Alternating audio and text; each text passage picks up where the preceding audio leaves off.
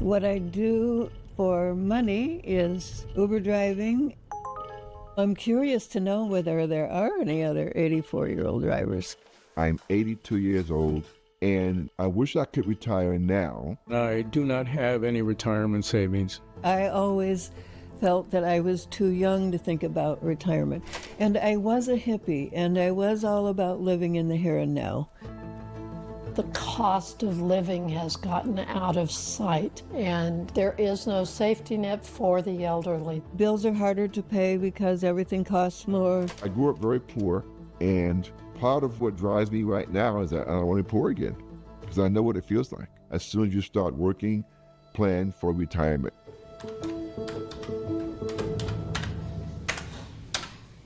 Welcome back to the channel, guys.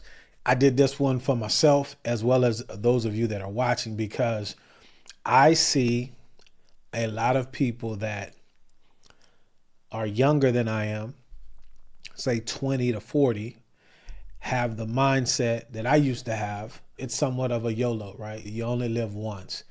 And this is an excellent video, and I want to thank all of the elders that came through. Mrs. Albrecht, Mr. Barrett, Mr. Bautista, and Mrs. Curtis for sharing their lives with us. That's the power and the beauty of social media when it's done so that we can learn.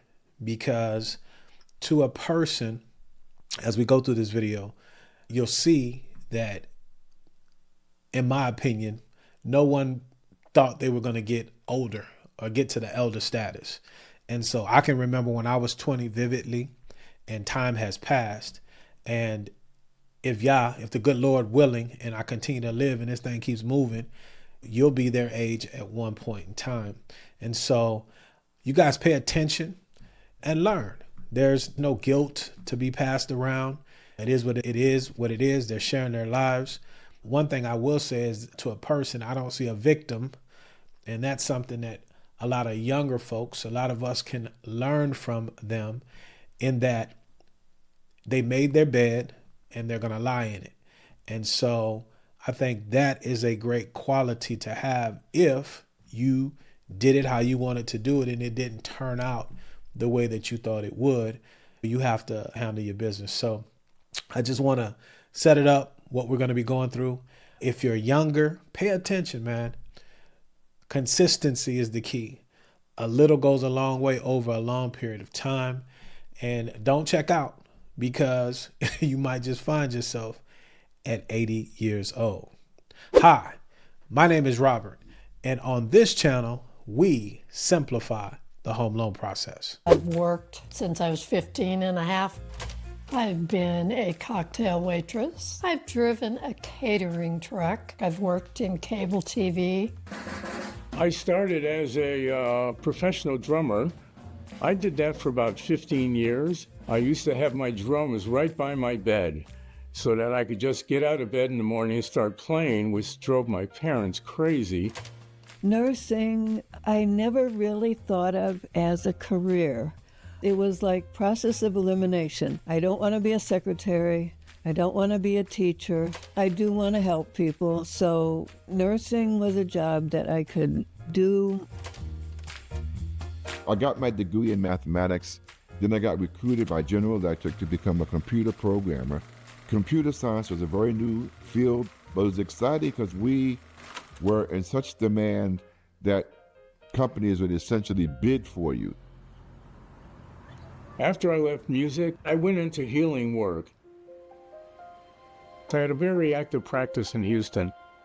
At the peak of my career, I was probably earning maybe $50,000 or $60,000, which isn't a lot of money, but it was enough for me. The peak of my career was my last job. I was vice president of a company that developed advanced communication systems. I earned $115,000 a year. The peak would have been in 2010. I made $100,000 per year. Being a night owl, night shifts weren't that hard on me at the time. I raised my kids on my own with no help. After my separation, I was working 4 jobs at a time, 7 days a week. as you can see, everyone was working. There's a wide range of different career types. So no one was stuck in a box and everybody was doing their own thing. And more importantly, for the time frame that we're speaking about, they all made good money. And so I think what we need to look at going forward, depending on what age you're at, it really doesn't matter the amount of money that you're making. It's about what you do with it. And so often it's easy to get sidetracked. I know I've done it because you think you have to look out for other people. If you've been blessed to make money, you just have a recency bias to think it's going to continue to happen. Depending on the type of person you are, you may be a very optimistic person thinking that things are just going to continue to go the way they had been in the past. And lifestyle creep, that's another thing that affects all of us, that if it goes unchecked, it is a killer when it comes to your finances, and your future self will pay for it. A lot of us probably can relate to what they're going through, regardless of the times that we're in. Although at the recording of this video, inflation is at an all-time high, but each generation has had some difficulty to deal with. And that's something that you need to keep in the conversation as well. No one had it to where it was lilacs and roses all day long. Everybody had challenges to deal with. These are all things that we need to be cognizant of today and have a plan for your future self. There he goes. I got laid off, I think, 2 times in my career, and it took me a while to find other employment. So I would draw from that 401k money to support ourselves. Thank you. Turn on more light? Oh, he doesn't need it. In the early 90s, there was a stock market crash. I didn't know what I was doing. I panicked, so I sold all of my stock. I might have a degree in mathematics, but it doesn't mean I'm financially literate. I decided I was going to sell my house and move to Texas, so I did sell the house, and it was right at 2008 or 9, and the people that were buying the house lost their jobs. It fell out of escrow, and I'm still here. I lost all the equity in my house, and it took quite a while for it to come back up. Get over here. Getting in debt from traveling has set me back.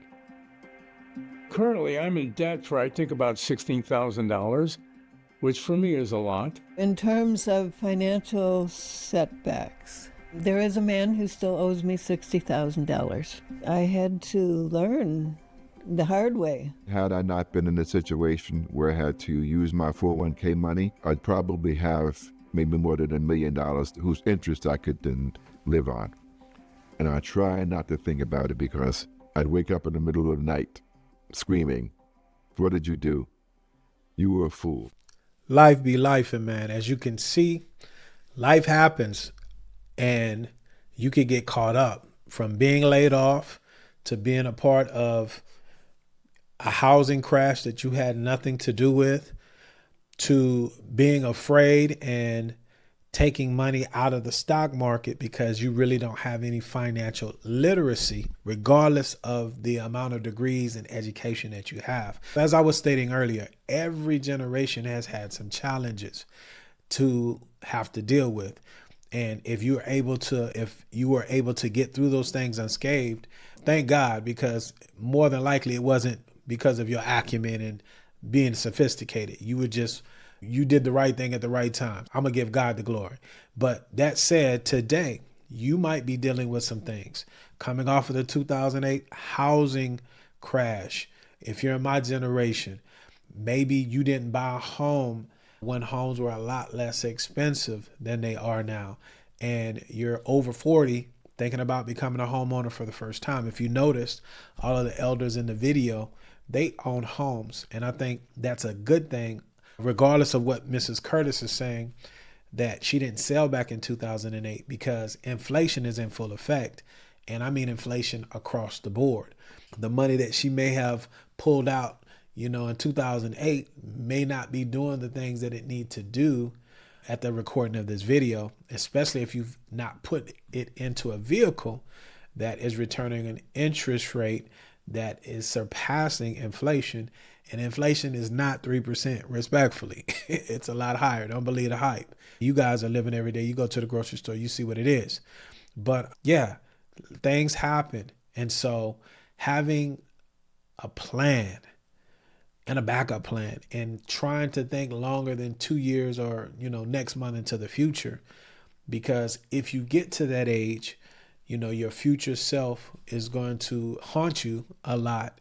And none of us make all the right decisions, including myself. But you understand what I'm saying. Some delayed gratification now can pay dividends big time in the future.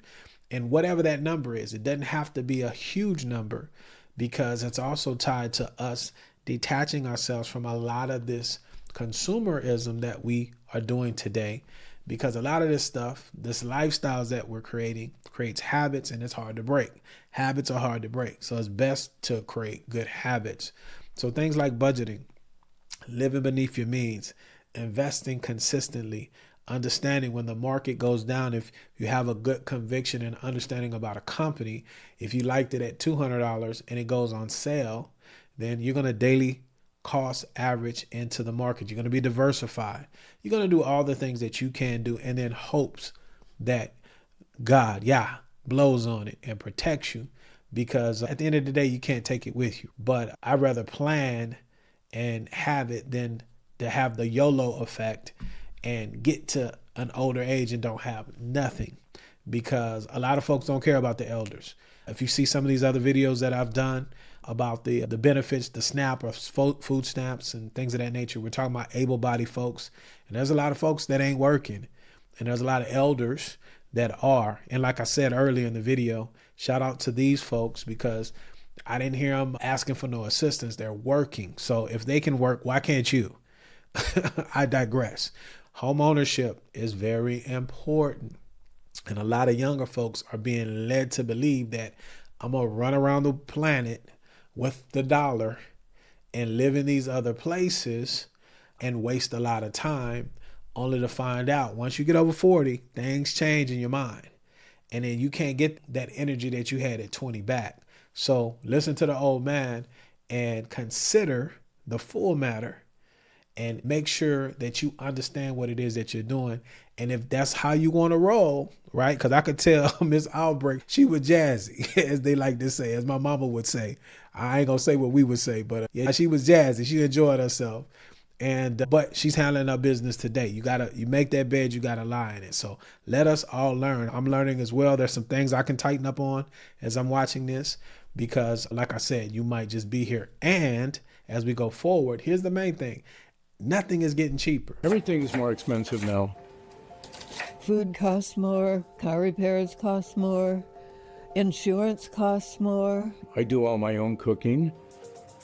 So I know how to be able to live frugally, but still nutritiously. I don't buy a lot of meat because I can't afford a lot of meat. I'll look for chickens on sale. I'll look for fish that's on sale. And if I find out, okay, well, we have fish tonight. I don't think any job I ever had paid me anywhere near what I needed to live on.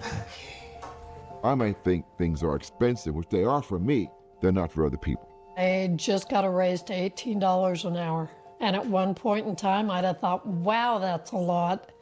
And now I know, compared to what so many people I know make, I ain't making diddly squat. If I miss a paycheck, there are going to be consequences, financial consequences. I'm going to do without something until I can catch up. And that's scary. It makes me feel as though, in spite of all of my education and all of the money that I made when I was a younger person, that in the end, I'm a failure. That's what it makes me feel. There you have it, guys. Hopefully, this is a video that you can learn from. I know I did. Want to shout out Mrs. Albrecht, Mr. Barrett, Mr. Bautista, and Mrs. Curtis for sharing some of their story with us. You can check out the full video in the description below. and let us know what you think. If you don't mind sharing ways younger folks could get better, folks that are in the middle, even where you are in life, what are some of the things that you could do, some of the things that you wish you had done better? Because we're a community, and I really appreciate what you guys have to say, because a lot of you guys have some very sage advice. So I want to thank you for that in advance. Just do so respectfully. My time is up, but I thank you for yours. As I always say, guys, let's be good to one another. Let us let grace abound. Watch these 2 videos before you get out of here. And until the next time, indeed, y'all stay blessed.